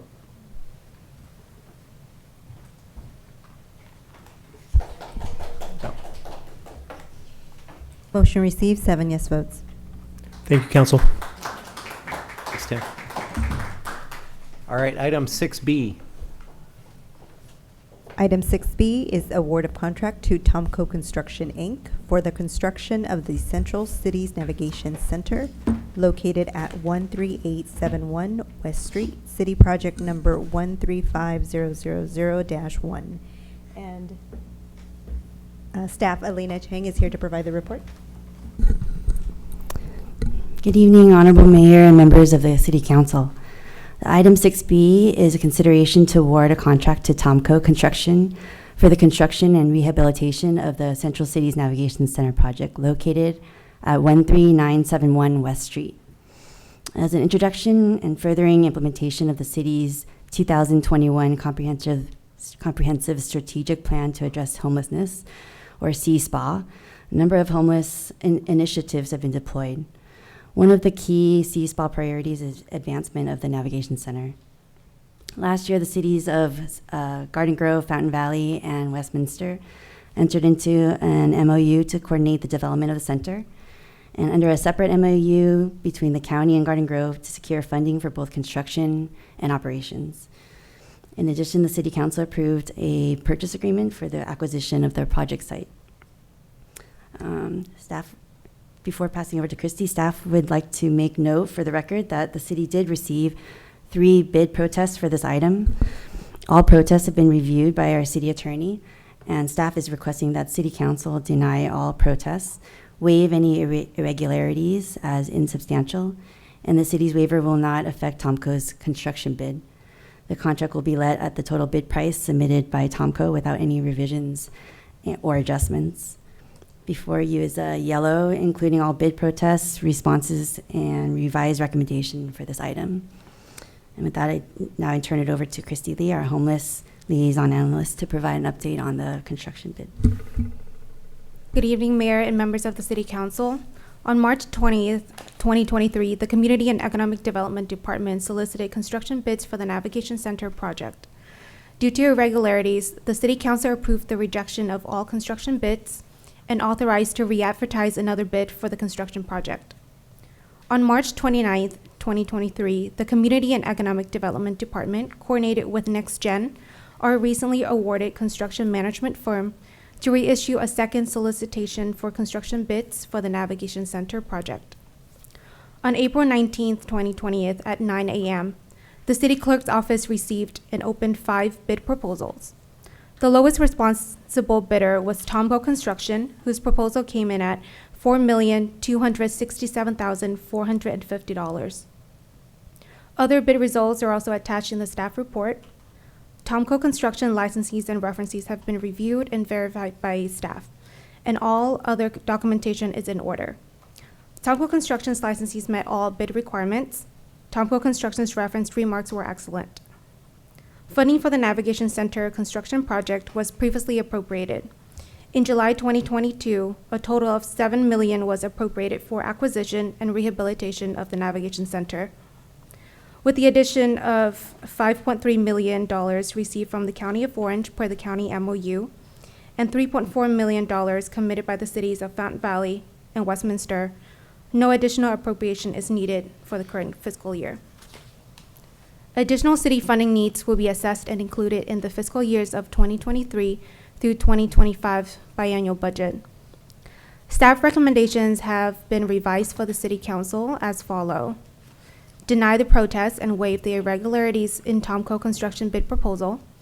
Approve the award of contract to Tomco Construction in the amount of $4,267,450 for the Navigation Center construction and rehabilitation.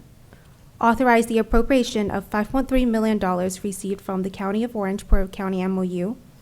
Authorize the city manager or her designees to execute the agreement and make minor modifications on behalf of the city as appropriate. This concludes my staff report. Staff and representatives from our construction management firm NextGen and our construction firm Tomco Construction are available for questions. Thank you, Christy and Elena. Colleagues, any questions, comments, motion?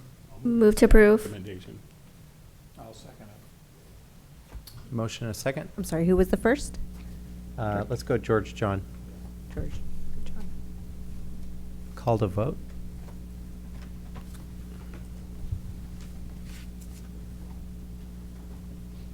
Motion received, 7 yes votes. Such an amazing staff report. There were no questions whatsoever.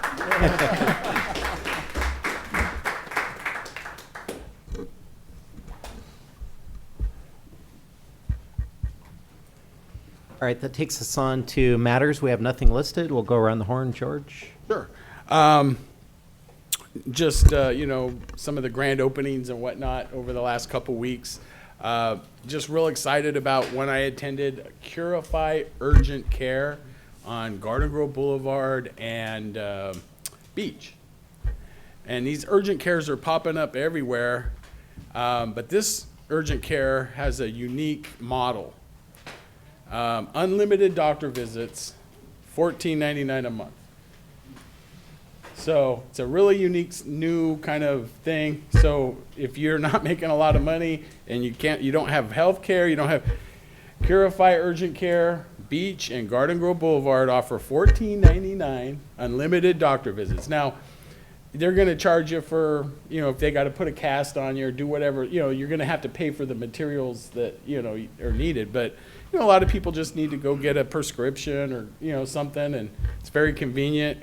These urgent cares are kind of popping up everywhere, and it's really reducing the impact on the emergency rooms because we're limited with, the emergent rooms. If you get into a major problem and have to go to a ER, you might have to sit there for 2-3 hours waiting to get in because they're so impacted right now. So I think these are really good things. So I just wanted to get a shout out to Curify Urgent Care. And then yesterday, I attended the Crime Victims' Rights Ceremony. This is actually Crime Victim Rights Week, and our District Attorney Todd Spitzer hosts that every year. And it's really well attended, probably, 600-700 people there. This year they focused on the victims of crime as law enforcement, which was really a unique twist because generally it's just general victims. This time they focused on law enforcement and talked about fentanyl overdoses and some of the parents that had kids who died were up there. I really think, and I'd like to slate it for next year that we bring that up. This is Crime Victims' Rights Week, celebrated every year nationally, and I think maybe we should add that for next year onto our rotation as proclamations and whatnot to signify it. And then finally, today, the State of the City address. I'm going to tell you, it was fun. They had a magician there who literally pulled a rabbit out of a hat. A cute rabbit too, and he made these little chickens pop out of a cup. The cups, the little baby chickens. I don't know how. I know it's all sleight of hand, but it's kind of cool when you watch it happen in front of your eyes. Whoa! So with that being said, Mayor Jones did an outstanding job hosting the event. He was up there doing his, dog and pony did a great job, and so I want to officially just recognize the Garden Grove Chamber of Commerce for putting that event together. This year was another wonderful event, and I think that magician kind of added a little layer of flavor to it, so. And that's all I have. Oh, thanks. John. Yeah, thanks. Regarding the State of the City, it was a great event. Shout out to GGTV3 for all their work putting the videos together. I don't know how they do it, it's tedious task, but it all comes together and they're award winning. Back on April 15th, City Manager Lisa Kim and myself attended Ron Roberts, our former division chief, passed away after he retired suddenly. And so we attended his service on the 15th of April. So our thoughts and prayers are with his family. It was a tough, unexpected death. Yeah. Also, regarding Orange County Fire Authority, as your representative there, they're doing great work over there. Incredible staff and 1,100 firefighters, OCEA, the operators, everybody that's involved is doing an outstanding job. I got to tour a lot of the wildfire areas recently this week and see the extent of what they could be up against. It's all green right now with the wildflowers and the green, but in a couple of months it's going to be dry grass again. So people that live in those areas along the hillsides and all that, take as many precautions as you can. Go onto the Orange County Fire Authority website and click on those things where you can take recourse to lower the vegetation near your home if you live in an area that's subject to that. We're not so much here in Garden Grove, right, flat here, but we have our own issues with the fire situation. So in our case, in Garden Grove, please check your smoke detectors, check your electrical system. Don't have a lot of cords under constant load all the time, extension cords and things. The fire chief was here a few months ago talking about charging your lithium batteries just for your chargers and things. Be cognizant of those things. Those are constant power that's coming through that cord at all times. So don't overload those cords. And lastly, we had a good community cleanup, and I think Councilwoman Nguyen will comment on that, but I attended that one. But the last one I believe we have coming up is in District 2 on May 13th from 9 to 11 at Skylark Elementary, which is across from Magnolia Park, that school that borders up Magnolia. So that's on May 13th. So you have a couple weekends here of good weather to clean out your yard, clean out your house, and bring it on down to the community cleanup in District 2 at Skylark Elementary from 9 to 11 on Saturday, May 13th. Bring your stuff. It's free, man. Just come and dump it. Like Councilman Bridigan said, don't leave it on the street and expect somebody to just miraculously pick it up. We will pick it up eventually, but just bring it on down and get rid of it. So thanks. That's all I got. Cindy. So it was great to see the Garden Grove resident and student, our future, to come here and speaking before the meeting. And so I just want to highlight a group of St. Columban students who came to support a community event. There were 6 students. They came, they did great job, and the host was, impressed how they're respectful and all that. So at the end, I took them to go to get boba drink, and just softly by, I didn't know that I was never there before, first time, and so the kid, and they make so good impression. And the lady, the owner of that boba shop, Chair to Chair, I'm not sure if you heard that play, but they were so impressed with the kids. So they said, oh, next time when the school have fundraising event, they would love to support. And just happened, St. Columban is looking for a donor to help with the upgrading their bedroom. So I just want to shout out here and just great job, and thanks to the business owner to make the kids feel that the work that they did for the community were appreciated. So that leads to my second thing about the event Boy and Girl Club Youth of the Year. So a couple of council members here came to the event with me, and it's just nice to see that our Garden Grove City have so many events that promote the positive in the youth. And so in the past, when I worked at the Boeing company, every year I try to do the Boy and Girl Club, kind of partner them with the experienced engineer as a mentoring, and then take them to go play bowling. And then last year, I donated 200 backpacks with Rick Lamar and Susan. We came and donate the backpack. And so it was just so nice to come and see some of the students, come from the school that we donate, and just seeing their kind of, big smile and so happy about the recognition. And last but not least, I went to the Magnolia Park last Thursday. So thanks to our staff for putting that together. Got to see the little kid have fun with face painting, painting and then listen to the music and dancing and all that. So great job. And the resident, I talked to a couple of residents and they were so appreciated because they said that part normally not that many people pay attention to. But then they have music and they have like all kind of fun things. So they said that, yeah, thanks to the city of Garden Grove for hosting that event.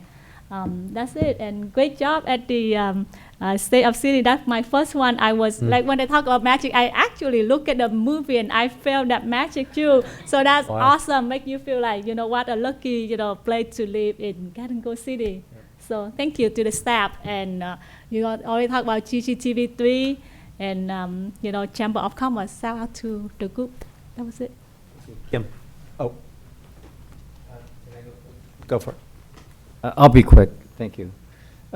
Yes, we were all there at the State of the Cities this morning. It was a wonderful event. Thank you, particularly the Garden Grove Chamber of Commerce that hosts it every year. It was very successful, and I want to thank all the sponsors that supported the event this morning. I think it's a yearly ritual that we should keep. It builds partnership and unity, and we're kind of the envy of a lot of cities for this event. I've heard that we put on the best State of the Cities from other cities. They've said that. So that's an event worth keeping. And I like the theme of magic.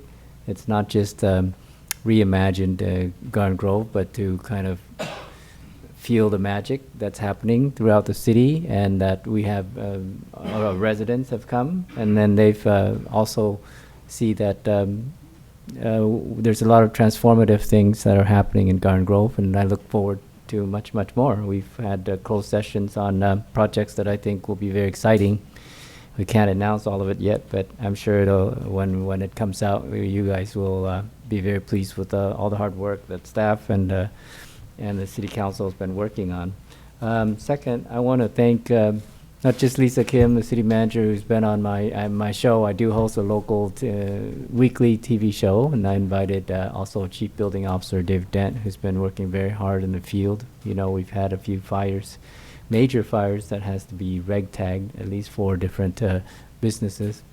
And then we also had to red tag residents that have their growing operations, and we're constantly getting updated information on that, and thank you for Lisa for blasting that out, because that's very helpful. And one of the blasts I got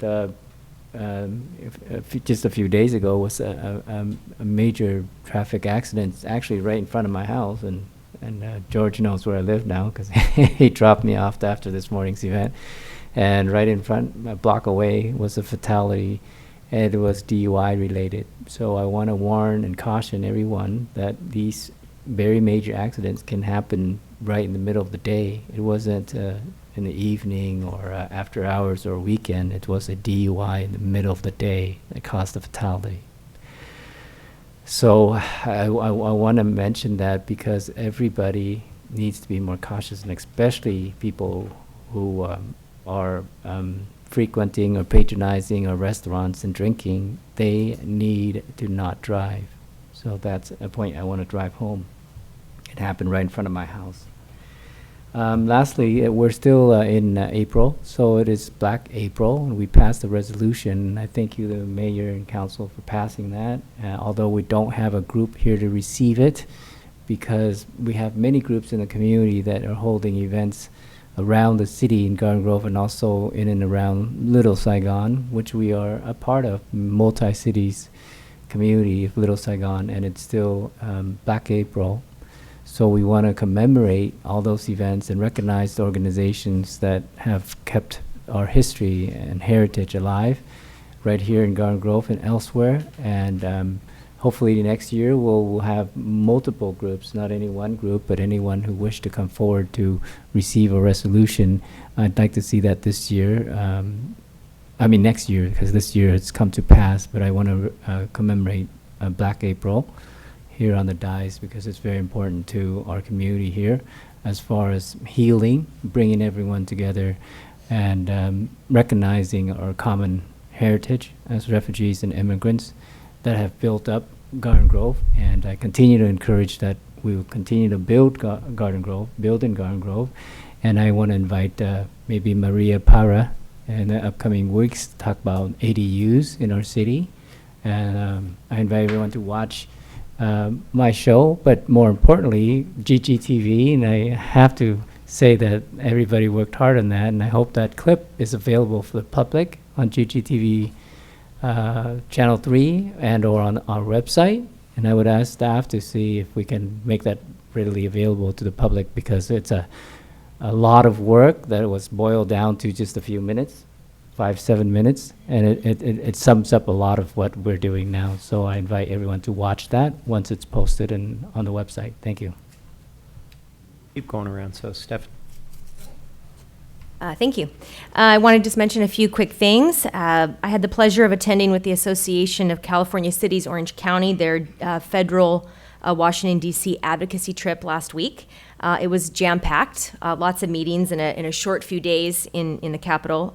We met with the National Alliance to End Homelessness. We met with the House Energy and Commerce Committee, the House Transportation Committee, Natural Resources Committee, National League of Cities, U.S. Chamber of Commerce. That building is incredible. We also met with congressional and Senate leaders from our local area and beyond, other areas of California as well. We talked about energy, homelessness, the fentanyl crisis, crime, infrastructure, grid security, water, housing. Orange County had a very unified voice and was well represented, and I made sure to toot Gigi's horn as much as I could. So that was a great trip. I also wanted to bring up Gigi Gems. It's spring, so that means it's home beautification time here in the city, and Gigi Gems is that program. You may have seen on social media and on our website that the program is back, and that you can now nominate homes. That started up on April 10th, and I believe we're about to close that nomination period at the end of this week, maybe beginning of next. So make sure you nominate your home as soon as you can. And then the voting will end, or actually, no, the voting will begin, May 8th, and will conclude May 21st. So right now you're nominating, and then you'll be voting on the houses from May 8th to the May 21st. 4 nominees will be randomly selected for a $100 Home Depot gift card, and then the winners per district will be announced on Wednesday, May 31st. And there will be a ceremony, usually before a council meeting. You'll get an award, these really cute little gnome statues for your yard. And I believe there's another Home Depot gift card given to the winners as well. So make sure you nominate your home and then get ready to vote starting May 8th. And if you want more information on the Gigi Gems Home Beautification Program, you can go to ggcity.org/gems. And one more quick thing I wanted to make mention of. We had some Garden Grove High School students, go Argos. I happen to be an alumni of Garden Grove High. And they were here to talk about a potential skate park. And I know Councilmember Wen had been at the school speaking to a civics class, and so she heard about this skate park idea. And I didn't realize it, but they'd also, talking to her, they were talking to me as well, emailing me about the skate park. So we're hoping that the two of us can get together and meet with them and learn more about their ideas. And it's just great to see young people coming out to these council meetings, getting involved and wanting to better their community. So hopefully we'll do that in the near future. Thank you. Go ahead, Kim.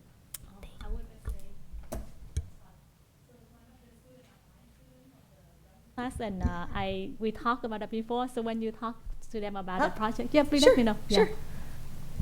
Thank you. First, I'd like to say great job to the mayor for today's State of the City. It was a lot of fun, and the videos were great. I did miss your longer speeches, though, so maybe we should bring that back next year. My loud cheering was very stifled today, although I'm sure many of you did hear it here and there. And a great job to GGTV and to city staff and to the Chamber of Commerce and all of the sponsors. This weekend, I did attend our community cleanup in District 6.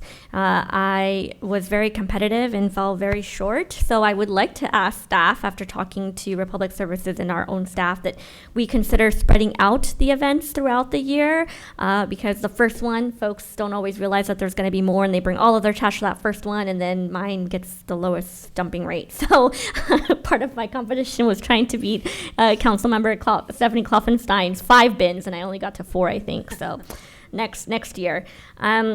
I also wanted to make mention of Black April. It does mark the fall of Saigon, and it's a somber commemoration of that in our community.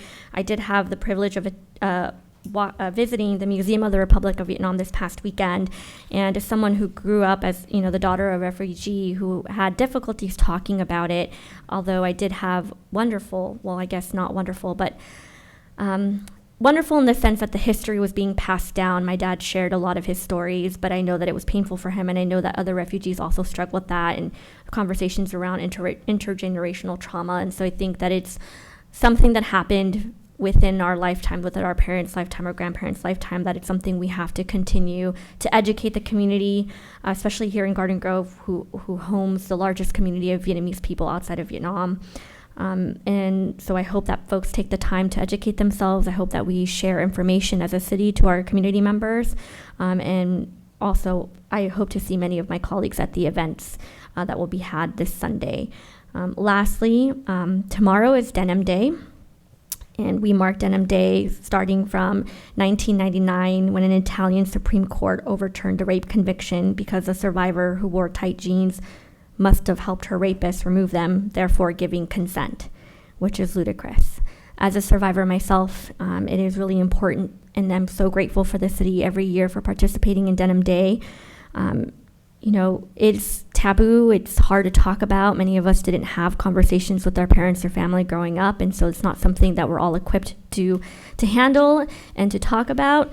But something as simple as wearing denim on Denim Day, trust me when I tell you, survivors know what it is, and just simply wearing it and nonverbal show of support means the world to us.